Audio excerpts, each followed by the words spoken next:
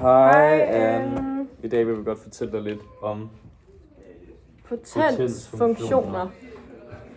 Vi skriver her.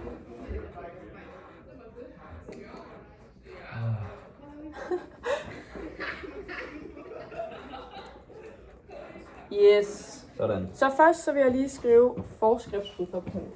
Så det er jo F af x er lige med b gange x i a. Yes. Og nu Anne, så vil jeg godt fortælle dig lidt om de grafiske betydninger for koefficienterne.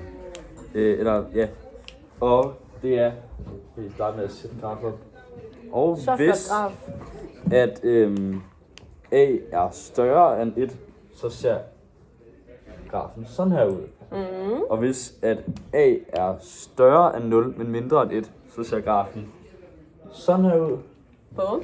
Og hvis at a er mindre end 0, så er den aftagende og ser sådan her ud. Præcis. Og Nora, vil Ja? du ikke forklare mig nu om beviset for topunktsformlen? Jo, jeg kan da Værsgo. starte med at forklare noget om A. Ja. Yes. Så vi skriver her. Y1 er lige med B gange x i A, som er det samme, vi har skrevet herovre. Og så skriver jeg selvfølgelig også Y2 er lige med B gange x2 i A. Så for at finde B, så dividerer vi bare det her. Så vi skriver Y2 divideret med Y1, som er lige med B gange x2 i A, divideret med B gange x1 i A. Og hvad gør man så? Jamen, begge b'erne her, de går ud med hinanden, kan vi se. Så det ender med at sige y2 divideret med y1 igen er lige med x2 divideret med x1.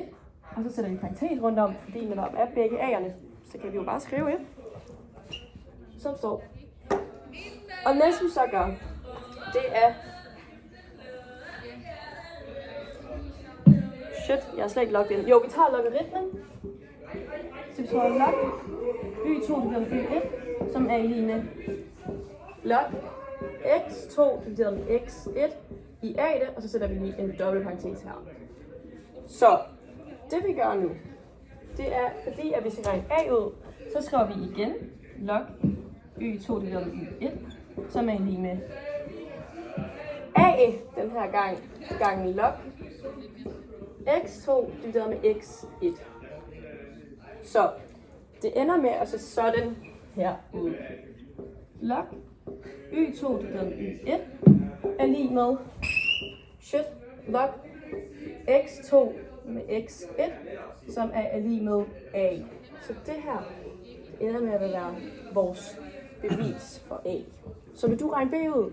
Jeg vil rigtig gerne regne b ud. Og den måde vi regner b ud på, det er heldigvis meget mere simpelt. Det er, at vi tager for eksempel y1. Ja, jeg kunne vælge mellem y1 og y2, men jeg vælger y1. Jeg tager y1. Jeg skriver den op, er lige med b gange x i a.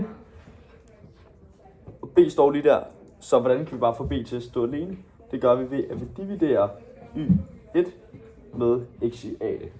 Så vi siger, det går ud her. y1 divideret med x i a er lige med b. Der har vi vores svar. Yes. Tak, Anne. Det var alt for Værsgo. vores video. Du må have det.